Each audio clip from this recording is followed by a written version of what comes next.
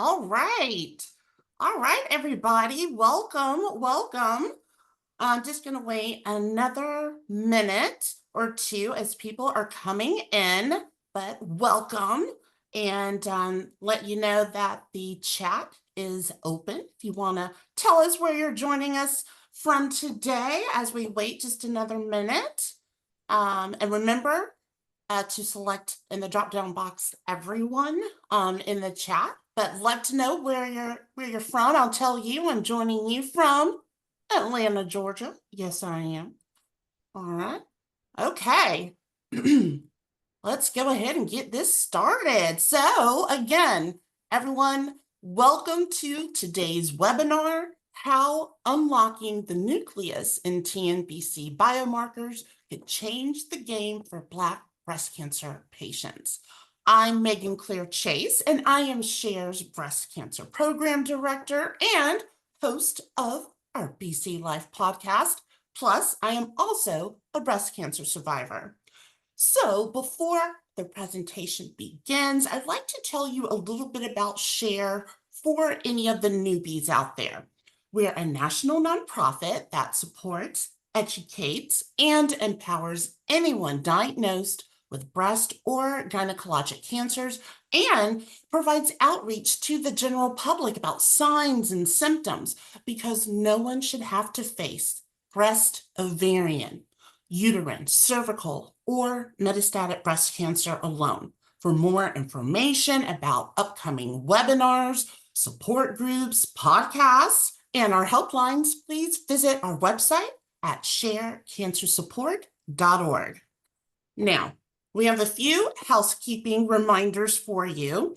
All participants will be muted during this presentation, and a reminder again that the chat is enabled, so feel free to write comments and engage with each other, but make sure that you select everyone in the drop-down box.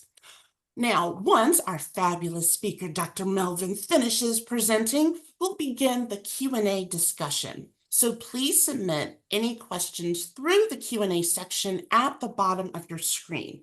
And we did have some questions submitted with registration, so thank you to everyone who submitted those questions. And also another reminder that the speaker cannot give specific medical advice, so please keep your questions general. We also have closed captioning available. You can enable this feature by clicking the live transcript button at the bottom of the screen and selecting the subtitle option. And lastly, this webinar is being recorded, and we'll share the recording in a few weeks with all registrants, and it'll also be added to our website. So now I'd like to hand it over to Dr. Diva Melvin to introduce herself. Dr. Melvin, the screen is yours. Thank you. Hello, everyone. Thank you, Megan Claire and Cher, for allowing me to come and speak every time. I'm super excited every time I do come and speak because I know that this community is loving, this community is inquisitive, this community is going to give me something to take back with as well. And so just a brief introduction of me. I am Dr. Diva Melvin. I'm an assistant professor and pre-health advisor at Tougaloo College, which is a small HBCU in Mississippi. I actually graduated from Tougaloo, and then I went on to Meharry Medical College, in which I received a PhD in biomedical sciences with an emphasis in biochemistry and cancer biology. And my specific research there was triple negative breast cancer. I am very passionate after graduating. I was very passionate about coming back and serving my community, and I got that pleasure and honor. And they in Tougaloo College actually hired me as their assistant professor of biology, and so I've been there for 4 years. And so I absolutely love, in my spare time, spending my time with my husband and my 16-month-old who runs around. He just started walking, so that's pretty amazing. I'm on a new journey. And also I love the natural traits and just being outdoors. And so, and of course, listening to Dateline or 2020, a true true crime podcast is always up my alley. And so, please, as I am going along, if you feel like there's a question, make sure you write it down because I would love to answer it to the best of my abilities. And so, right now, I am going to share my screen and I am going to start. So, my initial title was How Unlocking the Nucleus and TNBC Biomarkers Could Change the Game as it relates to TNBC breast cancer patients. And sometimes, as scientists, we get a little wordy. And so I decided to kind of reduce that wording a little bit and introduce you to science in a more easy manner. I know some of us, we loved science when we were little, but then we had a science teacher in high school that made us hate it, right? I am here to reintroduce you to your love all over again and hopefully give you some information not only about TNBC, but also a little bit of science and background, but how TNBC is diagnosed and how drugs are being and how drugs are actually being geared towards TNBC. And so my new title is Controlling the Headquarters, Understanding the Power of the Nucleus in Cancerous Cells. And so when I say controlling the headquarters, what I want us to think of is everyone knows that we have a big boss, right? That boss go ahead and sends down all the orders, and it's us people that's working in the cubicles in the offices and in interactions with interaction with our community, we're the ones that kind of go on the day-to-day activities, right? And so our nucleus is kind of like that headquarters. It sends down the directives to the actual cell and tells the cell to do, all right, I need this accomplished, I need this accomplished, and I need this accomplished. Now, how that is actually accomplished is because we have little miniature organelles or little mini people, as I like to call it in my science classes, controlling the day-to-day interactions. But it's that headquarters that gives that directive down. And so in this conversation we'll have today, we'll have a little bit of science. And so I hope that you all are able to, jump on the ride and just enjoy a little bit of science. I want to try to be a little bit like Miss Frizzle on the Magic School Bus, except we're not shrinking down and going into our bodies, okay? And so, just a little bit about myself. Again, I'm an assistant professor of biology. I've been teaching and am in the instructive period for about 4 years. I'm also the pre-health advisor, and I've been doing that for about 3 years. And what I love to say is that my job is to make students' dreams come true, right? I am super passionate about making doctors, about making nurses, even making lawyers. I know one of my students, I was teaching general biology, and one of my students said, "Yeah, Dr. Melvin, I realized science wasn't for me when I took your class, but this young lady is now a lawyer." So, oh my God, right? Like that is so amazing that she was able to find her passion by realizing that maybe biology wasn't her cup of tea.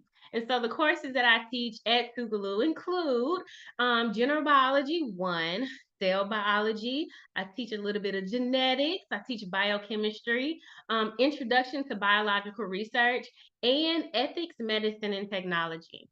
And the reason why I wanted to share with you all the courses that I teach is because I want to deem myself a little nerd sometimes. And so sometimes I get in the weeds of actual science. But what I love to do is kind of come out of those weeds and make it very relatable to everyone so that everyone can walk away with a little piece of information. And so I actually was introduced to the SHARE program and Megan Claire through the Gilead grant that we both received. My grant was entitled The Assessment Towards Health Equity for Black people impacted by triple negative breast cancer in Mississippi. And it was a partnership with Tougaloo College, which is an undergraduate program and graduate studies at the University of Mississippi, and also Delta Health Partners. And the reason why we partner with Delta Health Partners is because along the Mississippi River, in which this is kind of our Mississippi River right here, there are counties that are primarily African American. And along with primarily being African American, they also have a disparity in healthcare. A lot of our hospitals that were once there have now gone because we lack the Medicaid expansion and things of that nature in our state. And so oftentimes you hear food deserts. Well, we have to deem these areas as healthcare deserts. Some of these women have to drive 2 hours, 3 hours to an appointment. And that's just even general appointments. I'm not even talking about, lo and behold, someone is having a child, right? Or lo and behold, someone is diagnosed with an illness. Then, of course, that's going to be additional labor that the actual patient has to overcome in order to make sure their healthcare is secured. And so we partner with Delta Health Partners to try to figure out, is there a health inequity, especially as it relates to triple negative breast cancer. And of course, we did see that health inequity. But then what was very interesting is that when we actually conducted the survey with white counterparts, they were having the same health inequity, maybe on a slightly different level. But what we saw holistically is that Mississippi really needs to invest in healthcare completely for the well-being of the entire state. And so let's get into what breast cancer is. And I know that many of you all know what the definition is, and what the definition of cancer is, which is just the abnormal cell growth in this case, breast tissue. And I want us to look towards the side where the pictures are, and I wanted to show us just a general overview of what the breast tissue looks like. Well, you have muscle that is behind the breast tissue.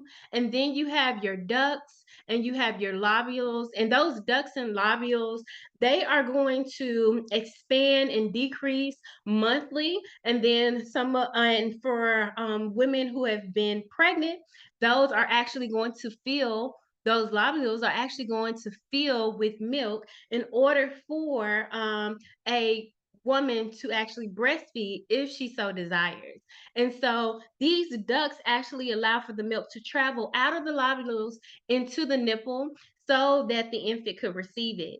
And what is very interesting, and this is what I found out, you learn something all the time, but the areola of the female is a lot darker than the rest of the skin because an actual infant needs some type of location marker.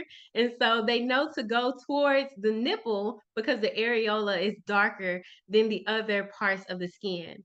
And so on those lobules and ducts, you also have, I want to orientate us to the bone, as well as our lymph nodes are right behind and very close to the breast tissue. You also have your chest wall and cavity and that muscle, again, that's supporting it.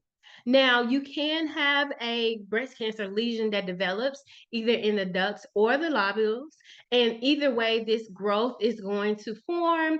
And depending on where in which the cancer is actually produced, then you can actually excise it. A lesion could actually be excised. But then also, in some cases of metastatic cancer, you're going to have the localization of those cells to the lymph node, the bone, and the brain. And so, the reason why you actually have those three locations as the main localization spots as far as when you have metastatic cancer is because of its proximity. As we see, the ribs are bone. And so, therefore, they are right there behind that muscle tissue of the breast. You also have your lymph nodes. Everyone, we know that our lymph nodes are behind our ears, but we also have a set of lymph nodes under each underarm. And then also the brain is also a close location for metastatic cancer as well.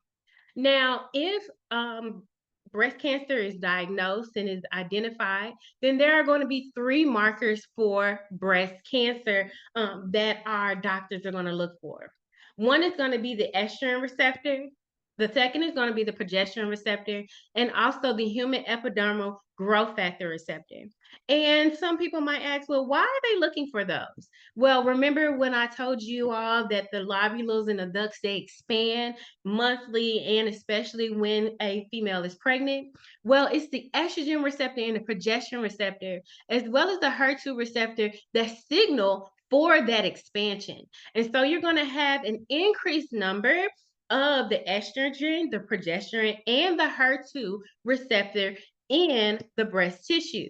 And so when a doctor is actually looking for breast tissue, they're going to look for those three markers. And so what we know is that our hormones, they change daily, and the estrogen receptor, the progesterone receptor, and HER2 receptor are in control of those hormones. And so it may be because of menstrual cycle. And as far as the menstrual cycle goes, there are 4 weeks in which you have high estrogen, you might have low progesterone, and also testosterone. Again, breastfeeding and pregnancy will also change those hormonal levels, as well as a thyroid imbalance. Oftentimes, when your hormones are shifting, or when a patient's hormones are shifting all over the place, the first thing they do is check your thyroid. And that is because your thyroid is in control somewhat of some levels of hormones. Menopause can also change the hormone level because there is no longer a need for the expansion of those ducts and lobules anymore because of the transition in life. And therefore, the estrogen and progesterone and those receptors are no longer needed.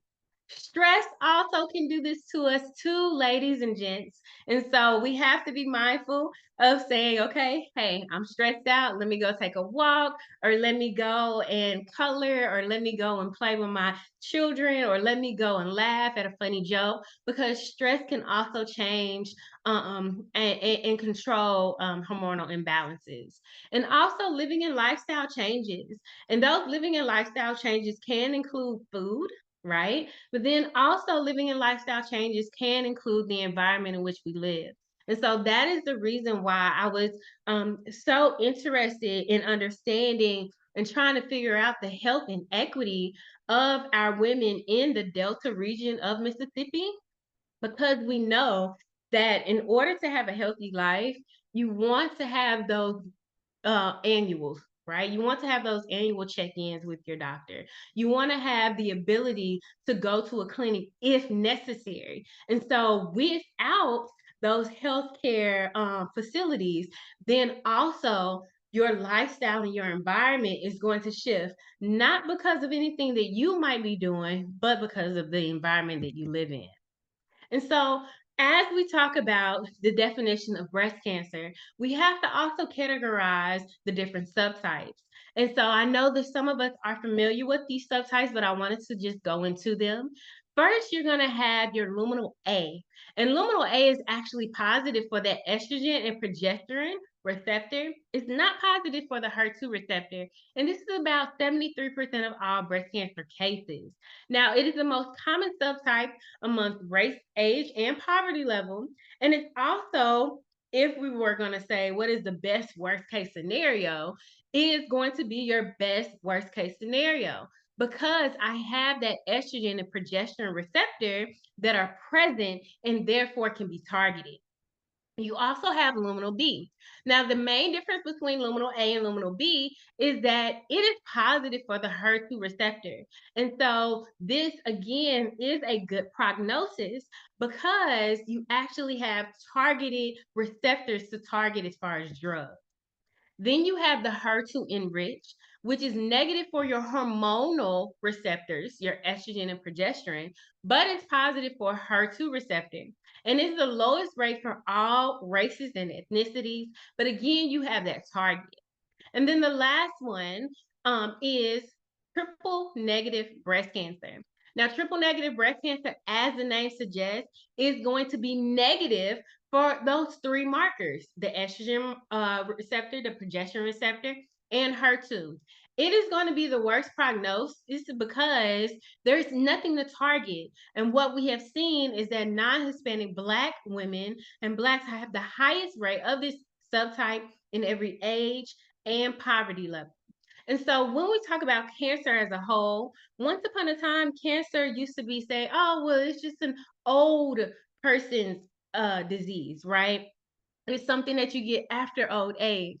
But what we see when we started as scientists discovering more and figuring out what is the science behind the different types of cancers, we're able to not only successfully subtype cancers, but also see that there's a disparity in some cancers, and that's what we see in triple negative breast cancer.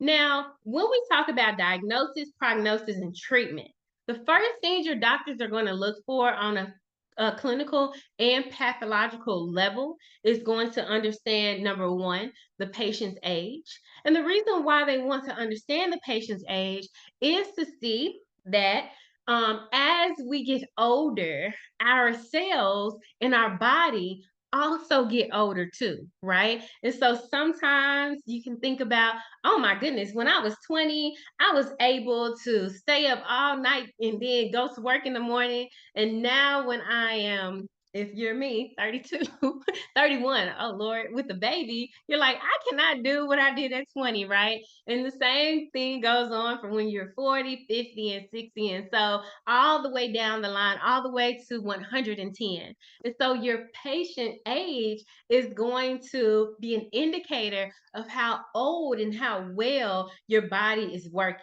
Now, it's not a direct association because, of course, we know people who look very good for their age. They treat their bodies well, right? And so, while patient age is considered, what are the other circumstances that are considered are, of course, tumor stage.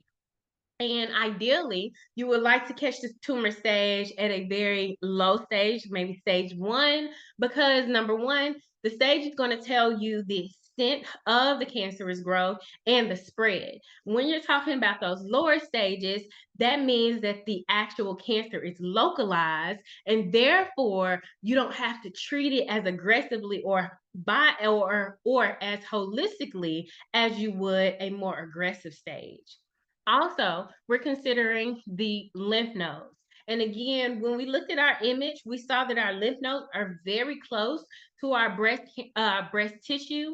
And therefore, these auxiliary lymph nodes have to be looked at and monitored because we have to understand, okay, has the actual cancer cell invaded, gone to that metastatic region? And so, what is very interesting is that oftentimes we are told to do our monthly check-ins as far as monitoring our monthly check-ins with our breast tissue. So we're told to check our breast tissue holistically. What I would like and encourage you all to do is also check underneath your lymph nodes as well. The reason being because if you have prolonged swollen lymph nodes, right? Those lymph nodes you can actually feel, they're palpable. That might be an indicator of something as well. We don't want our bodies to be sick. And so, therefore, checking those lymph nodes, just like we check our lymph nodes behind our ears, are going to be important when we're doing our monthly check in with our breast tissue. Also, they're going to look at in a microscopic level. This is where they take that biopsy, the lymphovascular invasion. And what does that mean? Well, you have your lymph nodes. We just pointed out where our lymph nodes are. But in order for cells to move anywhere in our bodies, we have to have a vein or artery to move them. And so, okay, Dr. Melvin, we're getting a little sciencey, right? Well, let's talk about it like this. Everybody knows a two-lane street, right? If that two-lane street gets really busy, then traffic is going to slow down, right? And also there might tend to be more accidents, things of that nature. And so what does the city do? What does the government do? It builds out lanes, right? So it builds out these lanes in order to support the capacity of that busy street. That's exactly what your body does. When a artery or a vein has gotten too overloaded, right, with cells that going up and down the actual vascular system, it's going to build out more vascular, right? It's going to build out that support system that allows for cells to move a little bit more freely. And in the case of cancer, we don't want that building out to occur, because if that building out occurs, that means what? That the cancerous cells are moving more freely and more aggressively. And that's not what we want. They will also look at the grade, and grade is also going to be looked at under the microscope. And it's going to say, okay, what does this cell look like?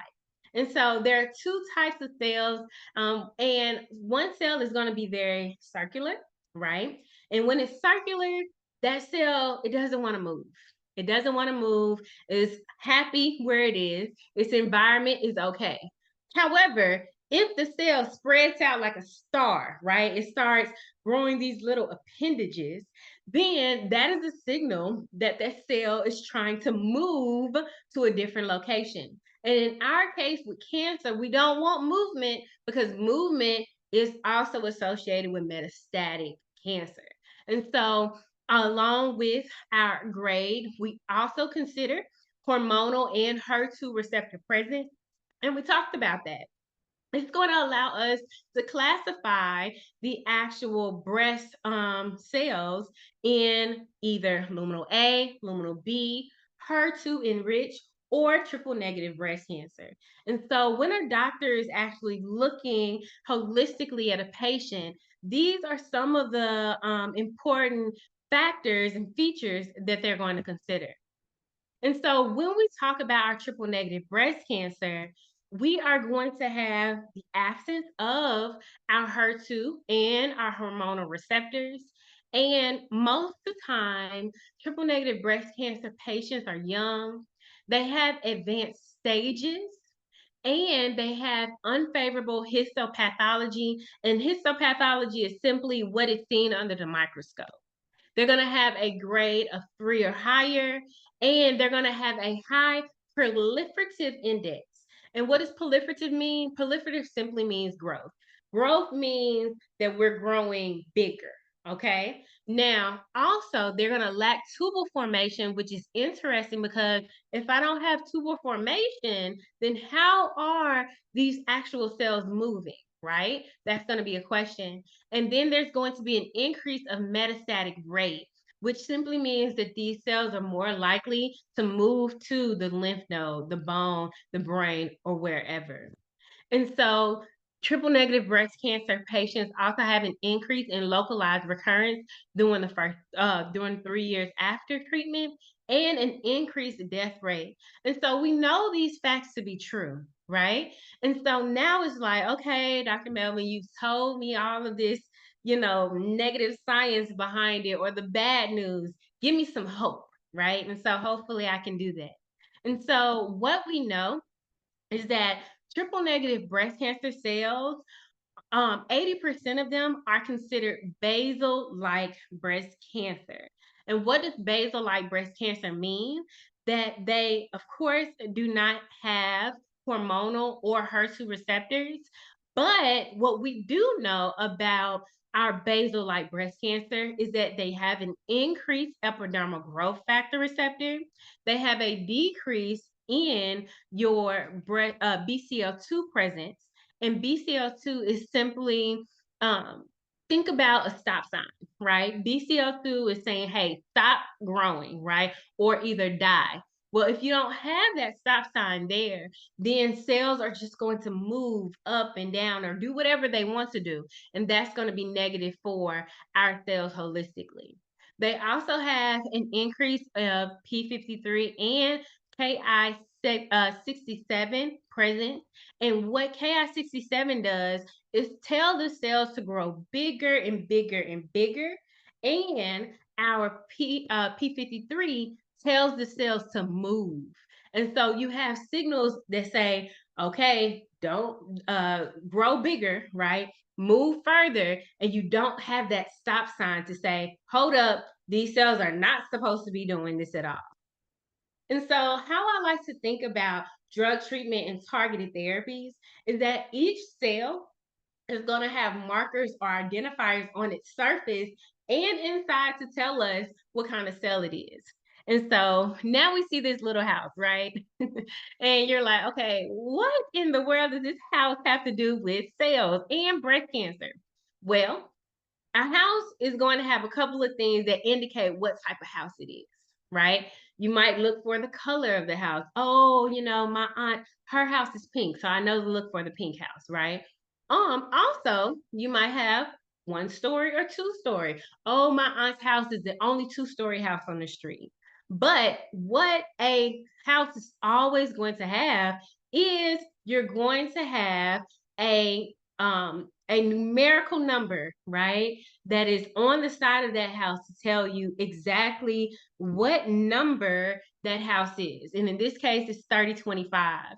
And so any person, no matter even if they know your aunt or don't know your aunt, if they're the postman or there's somebody just dropping by, they're always going to be able to look for 3025 because that is going to be where the aunt lives, right? And so our scientists, we do that same thing. We call this indicator, this 3025, our receptors and pathways. We're looking for receptors and pathways that are always going to be present inside of a cell so that we know, okay, this is a breast cell. And the ones that we look for, as I stated before, are the ER or the estrogen receptor, the progesterone receptor, the human epidermal receptor 2, as well as we saw with our basal-like breast cancer, our epidermal growth factor receptors. These actually sit on the outside of the cell. And so our drugs are going to be designed to look for these receptors. However, when you don't have the estrogen, the progesterone, or the human epidermal receptor, then it's going to limit what drugs are going to be able to target that actual house, or in this case, the actual cell. And that's where we get into our general chemotherapy as well as our targeted chemotherapy.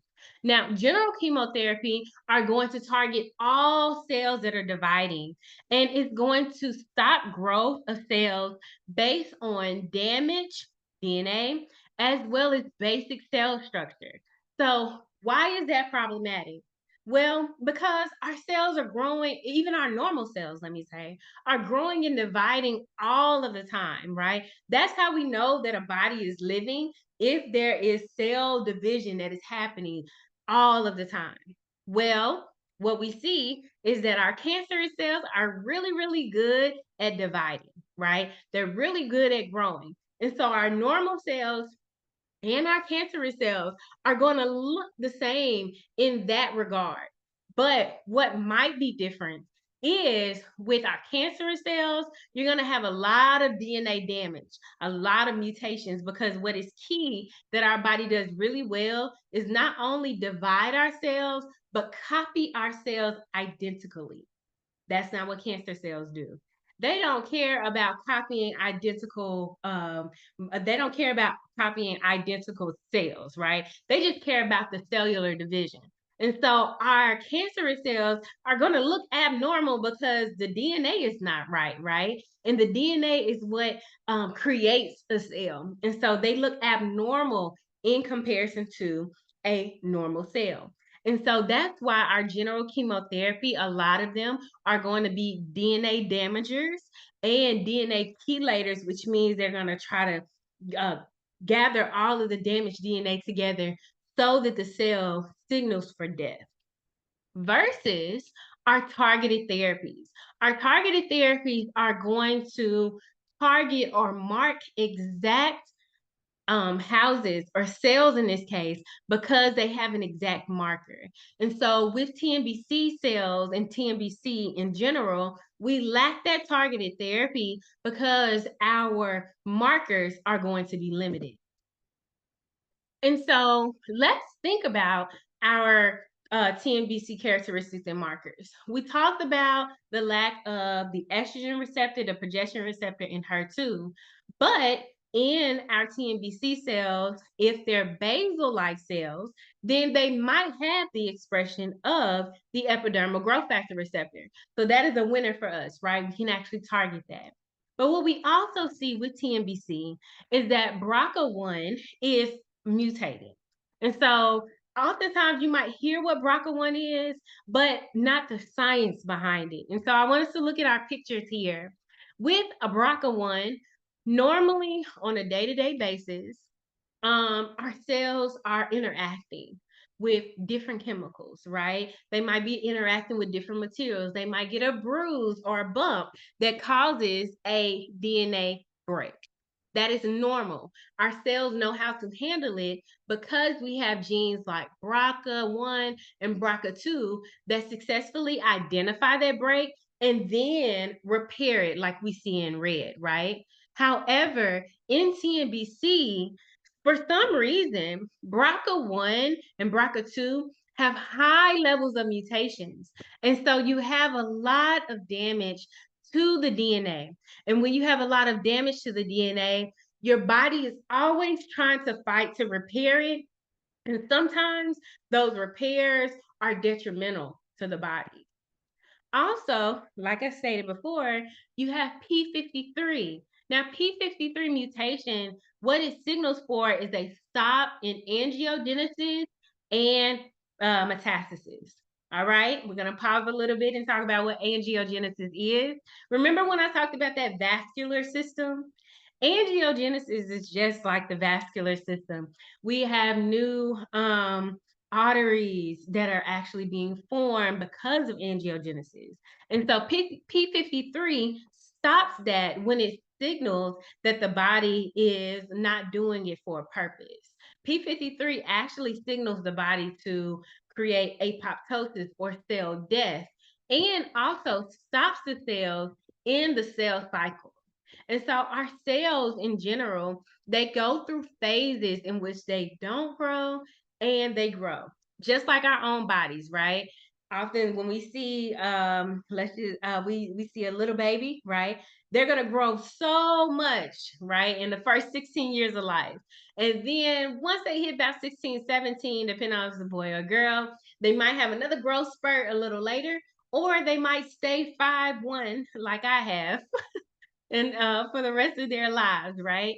And so your body does a really good job at saying, "Oh my goodness, we need to slow down growth, or we don't need to slow down anymore growth, or we need to increase growth." And so when P53 is not on guard to do its job, then you just have growth that is constantly and constantly and constantly happening, and that is, of course, what we don't want.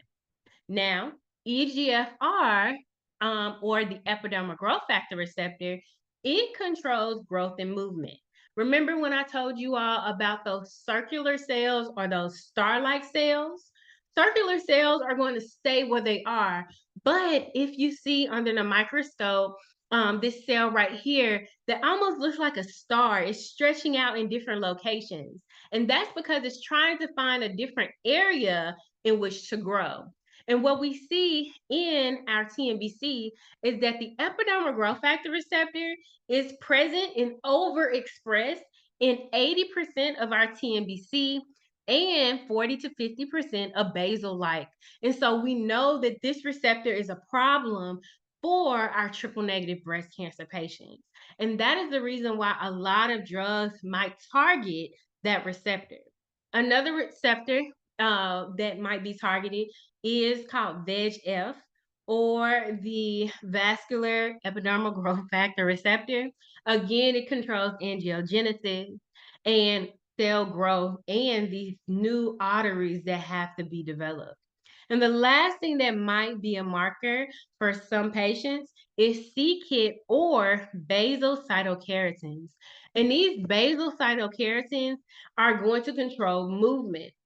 And so what we see is that if we have the presence of your epidermal growth factor receptor increase or VEGF increase or even c-KIT or basal-like keratin, these cells are going to look more star-shaped. And what we see now is that these blood vessels are going to enter into the growing tumor, supply the tumor with more nutrients, and also allow for cancerous cells to escape out of the growing tumor and go to different locations. And so, what do we do with all this information, right? What do we do now as scientists? Well, number one, it is a scientist's job to kind of understand, okay, what is a characteristic of triple negative breast cancer? And that has been really difficult because as science has increased and our technologies have increased, we see that this triple negative breast cancer, they don't look like breast cancer cells, right? They don't have the estrogen, the progesterone receptor. And so we have to look at different markers. And some of those markers are what we've talked about. But as we have decided to continue to look, we have realized that we might need to talk to the boss, the big boss, right? Which is the headquarters or the nucleus of the cell. And so we can think about ourselves as like a little city, a miniature city that has different little pieces that do their job, right? So some of us are teachers, right? Some of us are doctors, are lawyers, some of us are nurses. And so think about all of these different little little organelles that we call them as doing their specific job for the cell. Not all of the organelles do the same job, right? But they all work together to allow the cell to grow. Well, it is the nucleus, that main headquarters, this guy in purple, that sends down the directions. And so when it sends down the direction, there are three different materials inside. You have your chromatin or your DNA, and your DNA can be mutated, as we saw with the BRCA1, right? And if that DNA is damaged, then it's going to send a bad signal to the cell. And then that cell is going to act on that bad signal. You also have your nucleolus and your nuclear envelope that holds all this DNA and the ribosomes together so that they can all have a meeting of the minds in a sense and disseminate information and send down signals. And so what we know is that it is our cell nucleus that controls cell division. And we know that cell division is a major part of our lives. And again, in a normal working cell, then you're going to have the important job of distributing identical genetic material down to a daughter cell. But when cancer comes along, not all of the DNA is copied or replicated. In a normal cell, yes, but in a DNA, in a cancerous cell, not all the DNA is replicated and not all the DNA is copied. And so that means that that daughter cell ends up being more damaged. And that's why we might see a lack of receptors because the information to make a receptor is no longer there. And so the replication and distribution is going to be managed by the DNA molecules packing into chromosomes. But what we also see in cancerous cells is that the chromosome integrity or the structure is not there either. And so I have bad genetic information and I have bad packaging in our nucleus. And so, what is our chromosome? Well, they hold our genetic information, and everyone's genetic information is different. My genetic information is going to be different from yours. Yes, all of our genetic information is going to tell us to code and create two eyes, right? But my eyes are a deep brown. Some of ours might be hazel or green or purple. Those are going to be different forms of genes called alleles. And these alleles are simply variations of nuclear or genetic information. Now, some of these changes can be benign, right? That's why some of us have curly hair, some of us have straight hair, some of us are tall, some of us are short.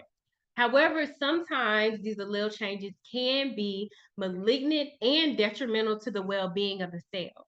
And our cell does such a great job of trying to stay alive that it turns into cancer.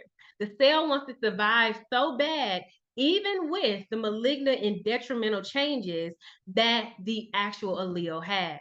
And that leads to cancer.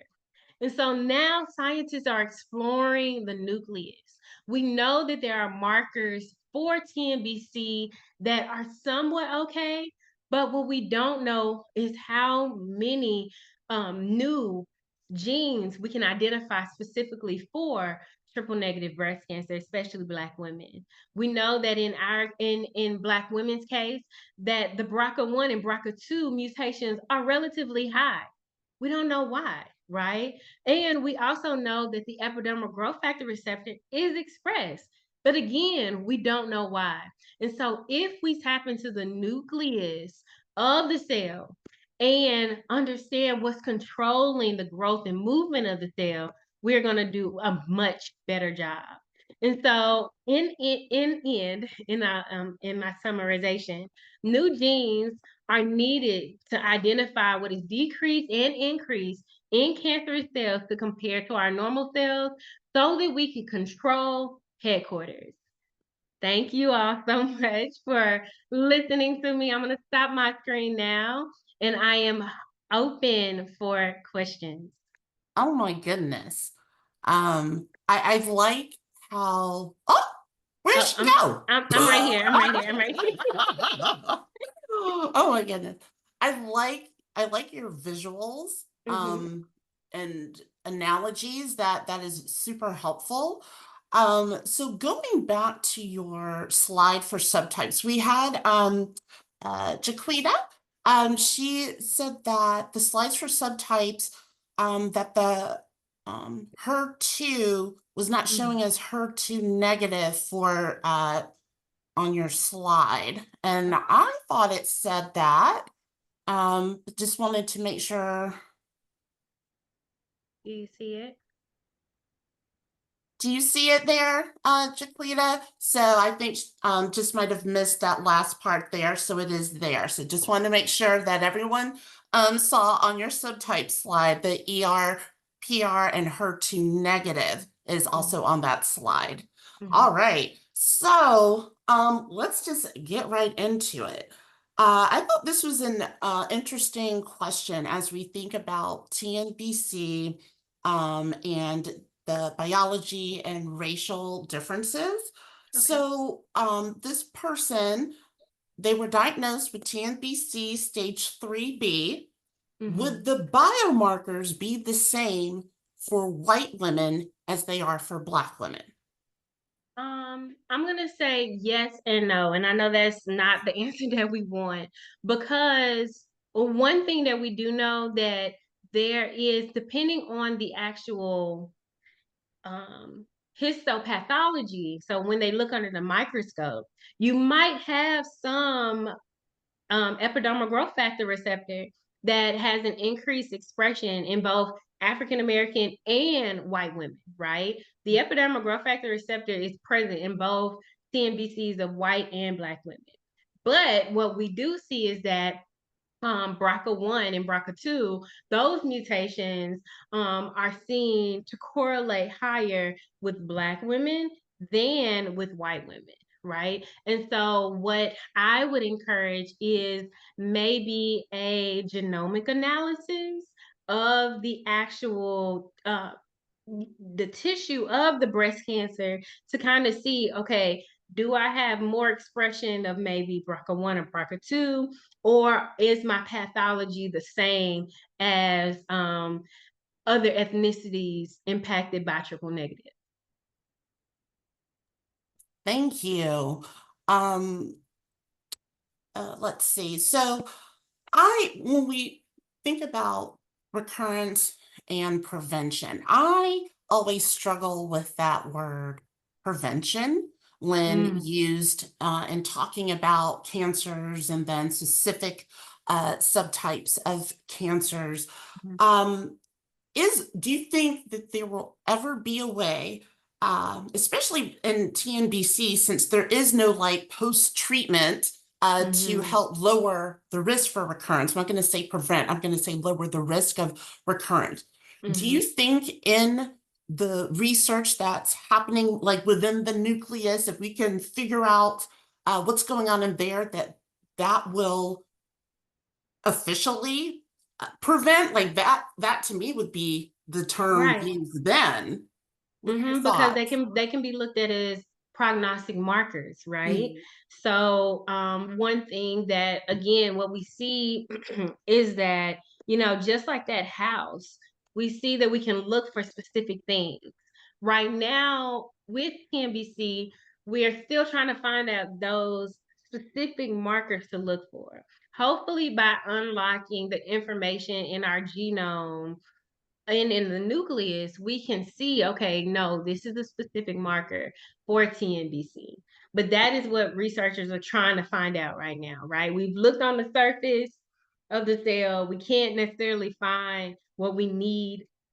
So now we're trying to look deeper into the cell to kind of figure out, okay, what might be a more direct um, target. Yes, ma'am. So, you know, when I've heard this too, and this is pretty recent, is quadruple negative breast cancer. Mm-hmm. And so, can you talk about that? Because we always hear about triple negative, but I've started hearing about quadruple negative breast cancer and the androgen receptor. Can you Mm-hmm. explain that? Yes, I can. So, what we have in our body, we have hormones, right? These hormones, the estrogen hormone, the progesterone hormone, we normally think about those hormones correlated to the female, right? And then we have testosterone, which is correlated to a male. But in all of our bodies, whether you're female or male, you're going to have the estrogen receptor, the progesterone receptor, and what we call the androgen receptor, and that captures testosterone. And so what has been talked about is that when I don't have the estrogen receptor, the progesterone receptor, and I might only have the epidermal growth factor receptor, let me look for the androgen receptor because I know the androgen receptor has to be present, right? And sometimes some women actually are taking drugs that have been prescribed for prostate cancer because they might have an increased expression of the androgen receptor. Well, what has been seen is that some of these tissues, some of these cells are basal like in their nature, and they don't have the estrogen receptor, the progesterone receptor, the androgen receptor. And so, therefore, these hormonal receptors are not even present anywhere, right? And so, again, those prostate cancer uh, drugs that are very well at doing their job can't be correlated and work with triple negative quadruple breast cancer because the testosterone receptor is not even there. Hmm. Would that also impact, I guess, hmm, if someone were transgender and thinking of, the lack thereof a Mm. certain hormone? And so when you have hormonal shifts in general, your body is going to compensate and compensate for it. And so, let's just say we have a transgender person who is taking testosterone, right? Well, the body is going to compensate for that testosterone inside the body and increase its production of the androgen receptor. And so, depending on the transition, the patient might have more estrogen or progesterone receptors, right? Because they're taking estrogen and progesterone, or they might have more androgen receptor because they're taking more testosterone administered, by them on a day to day or a month or however that basis looks like. And so, yes, that will have an impact and will be under major considerations. Sometimes women who are going through menopause, they might have hormonal drugs introduced to help ease their process, right? Some women might have, extreme hot flashes, or it might be a little bit debilitating. So the doctor might actually supplement with estrogen and progesterone. And so what we know is that these hormones are your body is going to respond to the hormone and the fluctuation of those hormones and how that look could potentially dictate cancer care. Hmm. I bring that up because we are working on some research and trying to reach and educate the LGBTQIA plus community. So Mhm. very interesting. And so, when we think about treatment outcomes and prognosis, um, can you, I know right now it is devastating for those in the Black community who are diagnosed with TNBC. What can you give us again that hope, go over that hope again as far as where the research is taking us? Because for those of us that are estrogen positive, progesterone positive, um, we have to be very careful to not be overproducing estrogen because our Mhm. cancer was driven by, estrogen or progesterone. Mhm. What are we or what do we hope to see in the Mhm. future in treatment outcomes and prognosis of TNBC in Black women? Right. And so what we are hoping to see is that the epidermal growth factor receptor, so while TNBC and maybe quadruple negative breast cancer, they don't have those hormonal receptors, they still have receptors that can be targeted. Mm. Right. And so that's where the epidermal growth factor receptor comes in. That's where VEGF comes in because we know even beyond outside of the hormones, a cell has to have a signal to grow, right? And so there has to be a receiver in for that signal. And that is where the epidermal growth factor receptor comes into play and the VEGF receptor comes into play.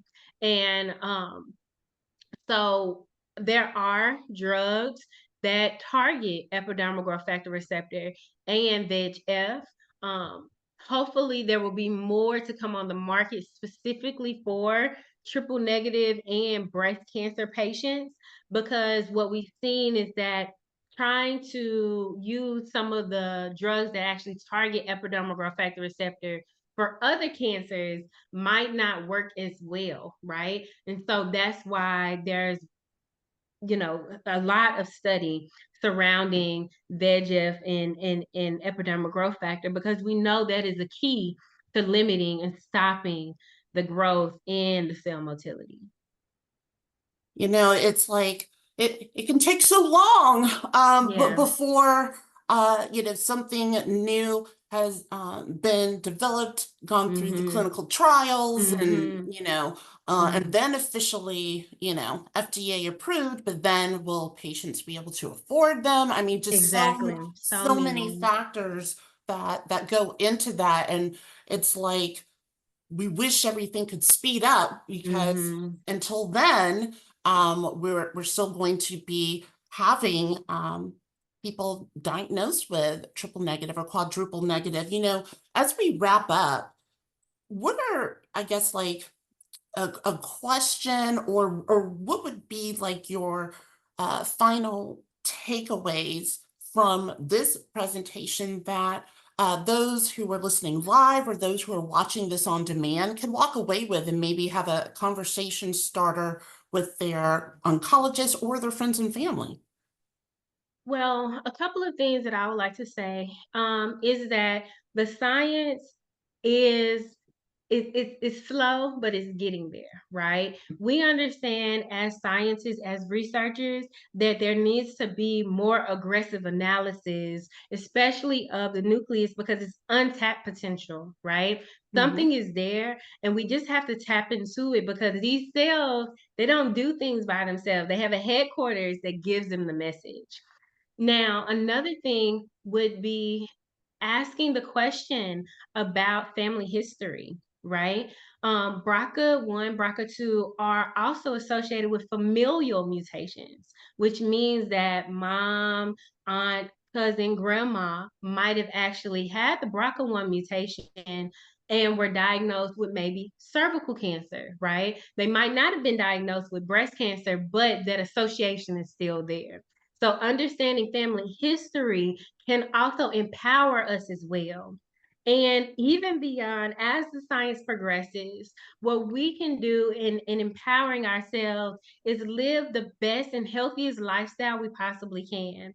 I know for when I was speaking to the women in the Delta region who lack health care, right? That access is not there. I can't tell them, "Oh, well, just go to Memphis." No, that's number one. That's very rude to say, right? And also not acknowledging the situation that they're in.